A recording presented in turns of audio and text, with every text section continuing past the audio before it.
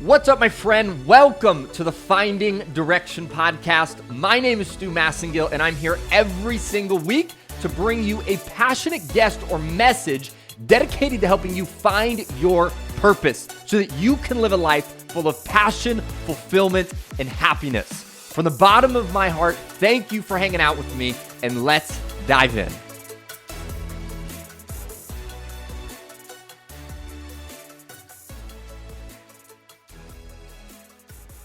What's up, my friend? Welcome back. This week, I am sitting down with Simon Mainwaring, and on this episode, I got to tell you, it was just a joyous episode. Simon is such a humble human and has so much wisdom that he's picked up over 55 years of his life. And to give you a little bit of his background, Simon, he is a brand futurist. He's a keynote speaker, a podcaster, a best-selling author. He's the founder of a company called We First, and he's also formerly worked with a few companies you may have heard of, such as Tom's, Nike, Motorola, just to name a few. And on this episode, some of the things we dive into and really kind of pull apart is what a wake-up call can do for you in your life. You're going to hear about the wake-up call that changed everything for Simon in his life, and I know it's going to move you today as you listen to that story. We also talk about what letting go can do for you in your life, and also the biggest lesson that Simon has learned about living a purposeful life. And it took him 20 years for just this one lesson, and he shares it at the end. So I know you're going to enjoy this episode so much. And if you haven't yet, please make sure you hit that subscribe button so we can continue having powerful conversations every single week to make sure you're living a purposeful life. And if you're enjoying it, leave us a review. Let us know what you like, what you want more of, so we can bring more of it to you every single week. And without that, we are going to dive right in, my friend. I know you are going to enjoy this one so much. Here we go. Simon Mainwaring, welcome to the show. Thank you so much for being here. Stu, a real pleasure.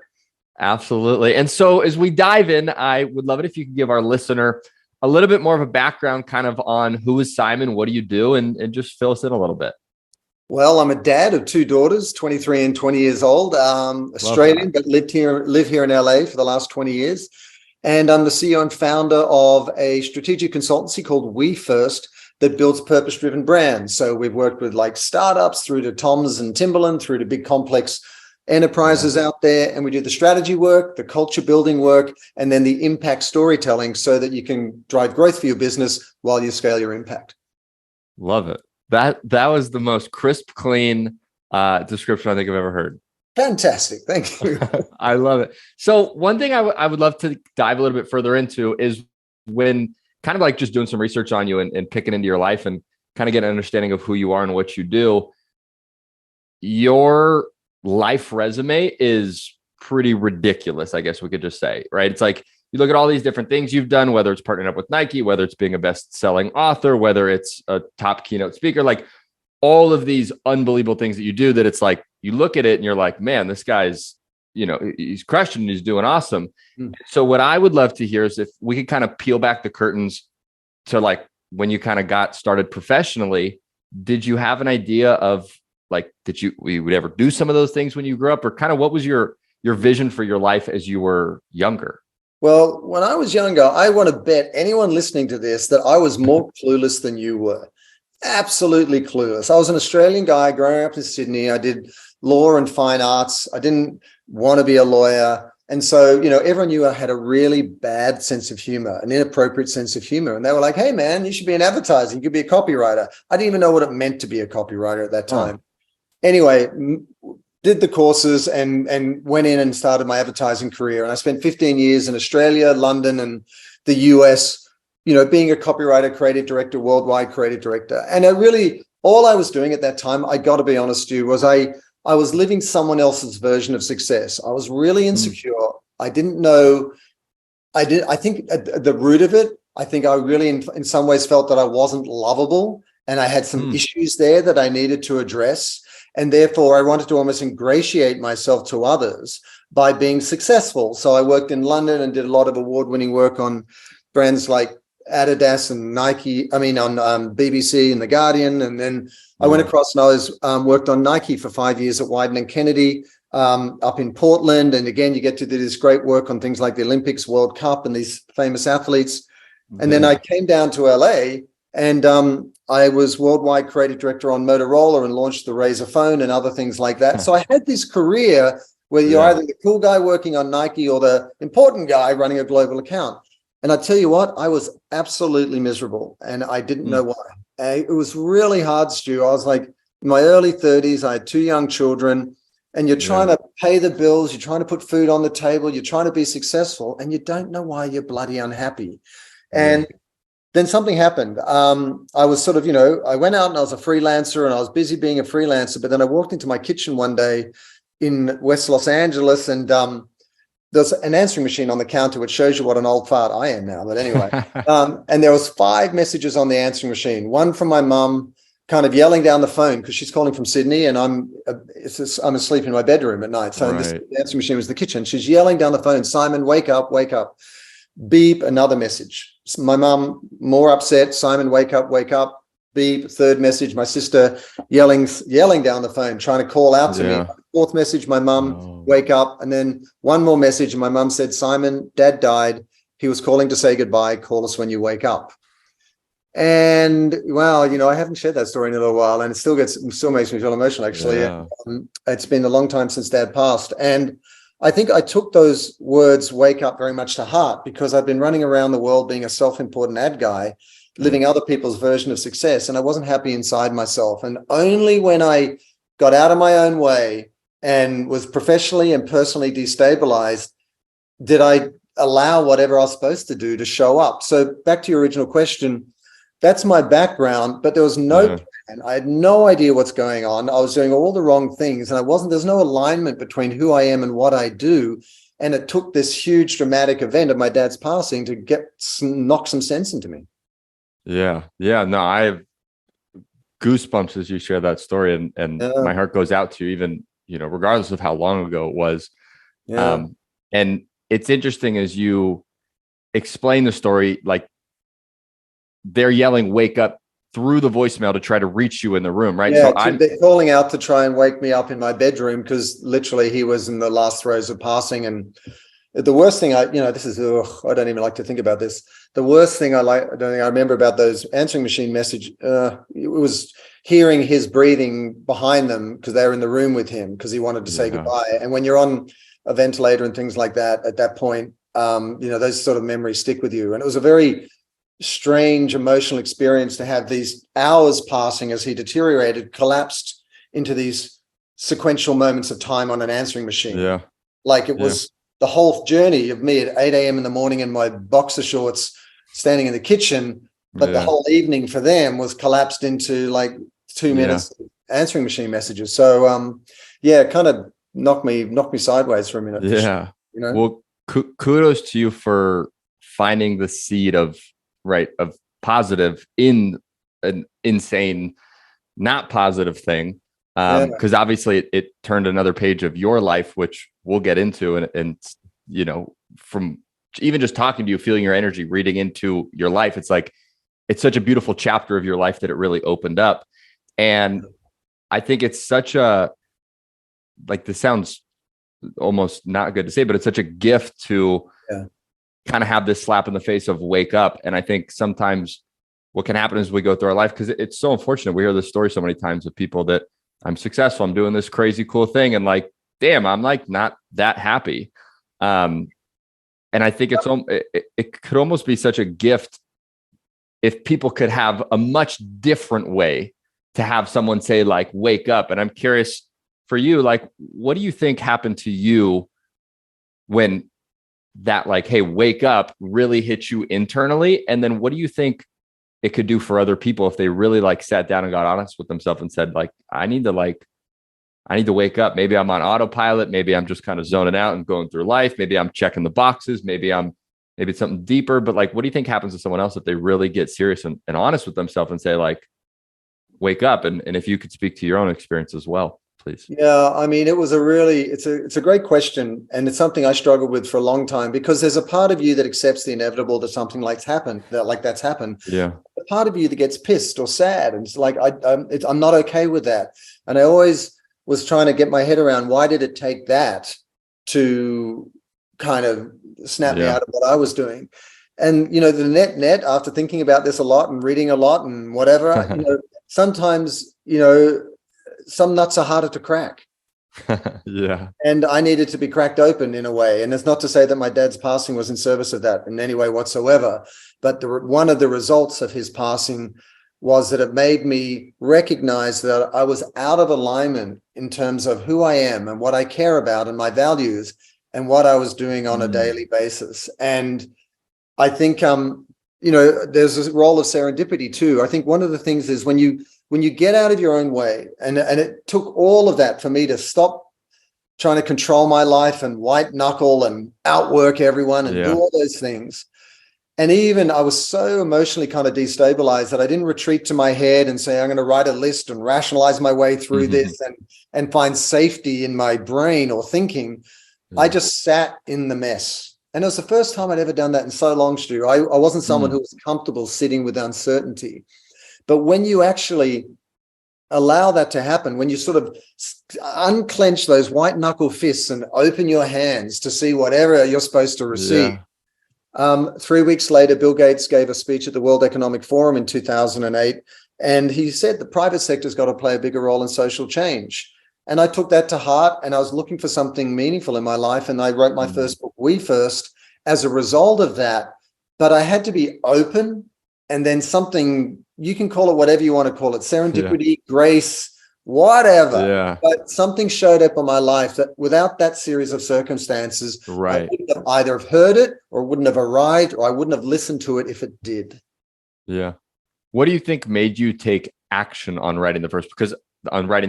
Because from my understanding, it took you 3 years to write the first book, correct? Yeah. You know, the funny old thing about it, I remember I walked out of my living room. I literally, President Obama at the time was being inaugurated and so on, and it was all going on like this. And I've been thinking about the speech, and the speech was called Creative Capitalism. So it was like a creative brief. I've been in advertising creative forever. It was like creative capitalism. I was like, oh, and I remember walking outside my living room, and pardon the French, but I heard a voice in my head go, if you see something, I'm going to write a book. And then a couple more steps. Oh, if you see something even worse, I'm going to write 3 books. And as soon as that happened in my head, I knew it was going to happen. And that was 13, 14 years ago. And now here we are 2 books later. But there was just a moment of knowing, and it just showed up out of nowhere, and voice inside myself told me what's going to happen. And then that started me writing the first book. And I didn't know how to write a book. I never wanted to be an author. I never wanted to be a speaker. I never thought of being an entrepreneur. I didn't know a literary agent. I mean, I didn't know. I was just so clueless, Stu. You have no idea. Seriously, it's just absolute idiot. It was great. How do you think people create more of those serendipitous moments? Because I've had moments like that in my life where it's like, damn, like that was crazy. Like that doesn't make any sense, but it makes sense. And it's like, I should do that. And then you follow those things, and later on in your life, even you look back and you go, that's crazy that thing led to that thing, which is why I'm doing what I'm doing today. So do you think that, go ahead. Sorry. I was just going to say, do you think there's a way to like create more of those? Because it's almost in those weird, odd, serendipitous moments that you can have a beautiful shift in your life to step into, maybe it's fulfillment, to maybe step into something else. But do you think there's a way to create more of those moments? Well, I think the way you phrase that question is problematic in a way that points to the solution. And what I mean by is there a way to control serendipity? I mean, it's a contradiction in terms. But at the same time, the point is well taken, which is, you know, it's all about allowing. And I've done a fair amount of reading about this in the last 15 years, and there are so many others who are more knowledgeable about it. But I'll share some various things that have stuck with me. One is, you know, intention without expectation, where there is something that you have in mind, but your disposition is one of allowing that to show up. Another thing that stuck with me over time, whether you look at Eckhart Tolle or Alan Watts and all in between, you know, there is a whole school of thought that, you know, we are just one expression of a much larger sort of circulation of energy that's going on and connection between us all. Right. And if you actually recognize that, that if you stop trying, and it's not about letting go, but it's about letting go of letting go, because there's nothing to hold on to, but just accept that your job is to be fully present to the only experience of life, which is tangible, which is that moment in time, that present moment in time. Then when you do that, you fall into greater alignment with what is going on all around you and all those opportunities that are waiting to arrive for you. So, I work on lots of different things at different times. And right now I'm really working on being present so that I'm having as direct an experience of life as I can, and then see what unfolds. Just see what gifts that life has been trying to hand you that you've just been closed to for so long, Yeah. It's interesting. As you say that, I'm almost getting this like visual of like, sometimes you have an idea of what you think you want to do, and you have almost like these blinders up, and it's like, you got these blinders, you're moving in one direction. And if you're like white fist clenching, like, this is where I think I'm supposed to go, and you may not even know if that's the right direction, because you have these walls up, there's like all these other things trying to hit those walls, and they're just bouncing off because you're so like white fist committed to like, this is how it has to be. And I've noticed in my life too, in those moments where it's like, let me just open my hands and let whatever's supposed to come to me, and let's go that direction. And it's often, as far as I've seen it in my life, those are when some of the most beautiful things happen in your life. And when you live in alignment and intentionally, and it's not just that when you live in that way that these things show up, but even when they're not showing up, your experience of life is so much richer, because you're not trying to live in the future or not regretting the past, but you are present. So irrespective of the circumstances, you're much better off. And to your point, there was a gentleman, Joe Confino, who shared something with me recently, which was a story of like racehorses all run around the track at pace like that because they got blinkers on. And we're like racehorses. Someone tells you it's money, success, all this rubbish. But if you take the blinkers off, they may actually look over there and say, wow, there's a great paddock over there, and I'm going to run that way, and obviously they're being driven by the rider. But your point is important, which is these blinkers are self-imposed. And I think just the awareness that we've got them on is half the battle won in terms of taking them off. And I didn't have any blinkers. Wasn't aware. It took a big, massive slap to the side of the head to get me realize that there's much more going on than I was aware of, Yeah. And it's also exhausting, right? When you're always trying to like force something, almost, it can be exhausting. And I just think, for the person listening to this right now, if there's one thing you take from at least this much of the conversation we're having, is it's having an honest moment with yourself and asking yourself, like, am I closed white fist trying to like clench and force something to happen? And do I need to maybe open my hands up and just kind of allow whatever's supposed to come to me? It's true. And if you adopt that disposition, and it is a practice, they call it a practice because you got to practice it. You got to kind of do it. It's not just a thing you intellectually understand. You can start to ask yourself certain questions. We do a lot of purpose work with founders and CEOs of companies and all of that. And, you can ask yourself several questions like, what am I the only of? And when I'm at my best, what am I doing? And what is my enemy? What is that thing that gets me out of bed in the morning and really compels me to take action? And that and so many other questions, you start to externalize yourself, because it is hard to read the label from inside the jar. It's hard for you to see yourself from inside yourself. So when you're in that disposition and you start to sort of invite clarity by asking certain questions, you can then thematically, you can start to sort of put things down on paper and kind of get some sort of shape or topography as to who you truly are.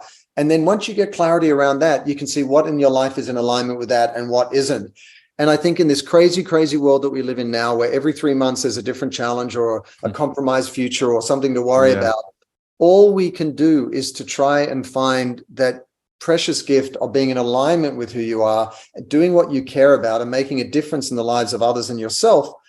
That is true wealth or success, and it's all the other ideas of success that I used to worry about, in the shade, Yeah. It's interesting when you say like asking those questions. And it's again, it's like if you have this jar of jelly and you're the inside, right? It's hard to see what's in, but it's almost like these questions are the ways you slowly just pull and can see what's really going on in the inside. It's a beautiful way you describe that. Well, it is. We're all trapped. We're all trapped. I beat myself up a lot, Stu, about things that I did when I was younger. For example, like starting my company, We First, took me away from the kids too much, and I was traveling, and I beat myself up about that. And someone said to me just a few days ago, they said, you did what you had to do with the level of consciousness you had at that point in time.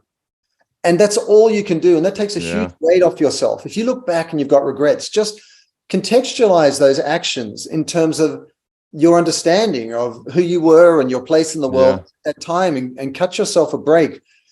And one of the things that I've learned, I've been lucky enough to speak and talk to folks, some well-known folks, put it that way. And one of the things I've learned is fulfillment is not an outside-in job. I used to think I had to fulfill myself by getting awards or money or job titles or recognition.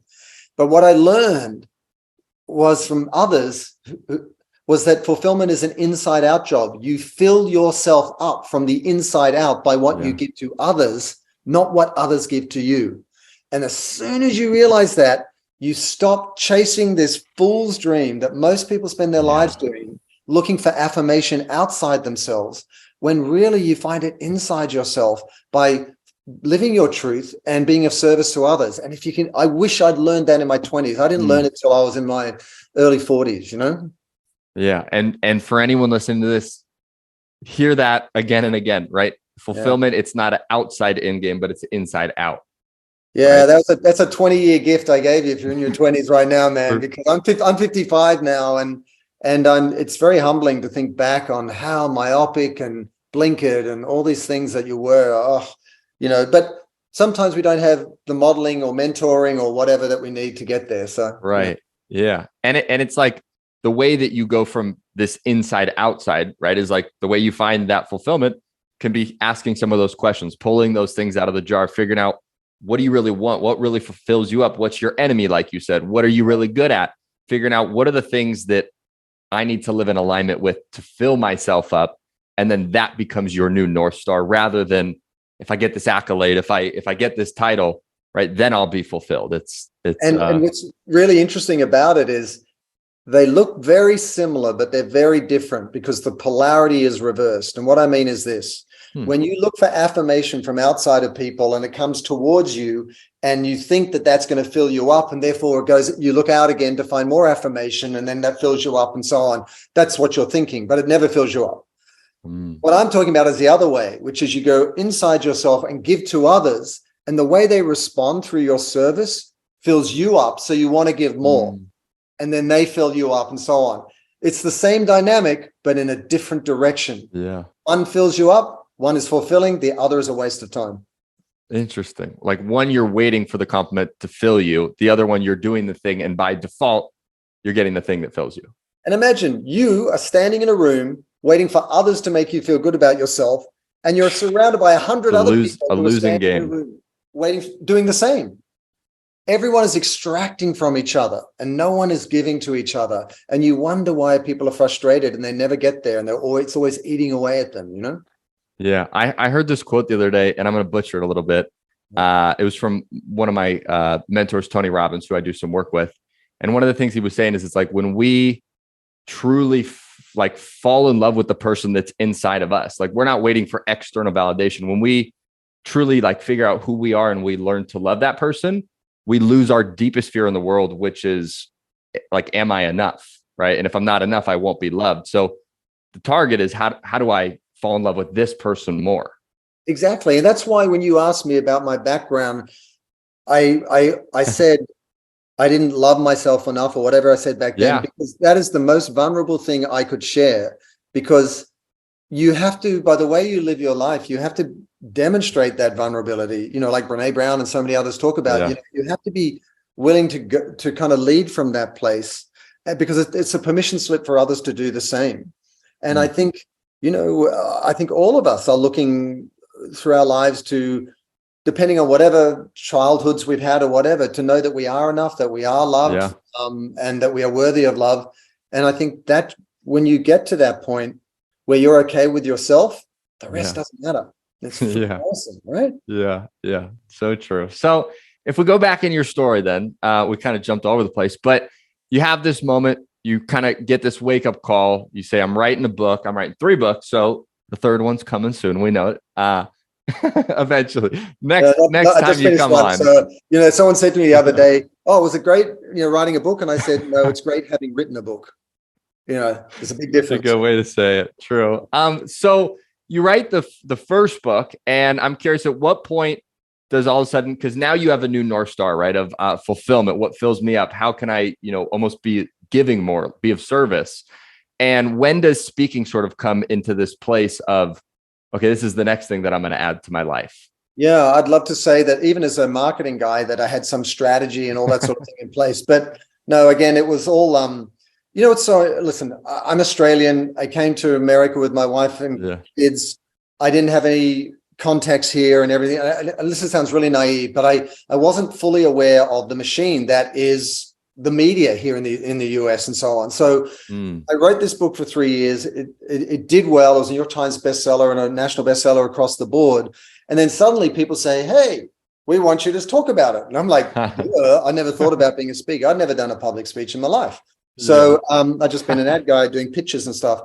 And so and my first speech was my TEDx San Francisco talk on the same stage that Steve Jobs used to do his iPhone talk. So I was mildly terrified. Awesome.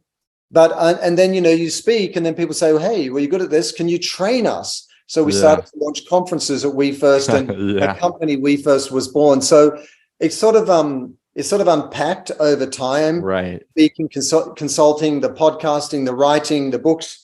But it all came from just this pathological commitment. Like, I just looked at the world around me in 2007, 2008 and said, we had the global economic meltdown.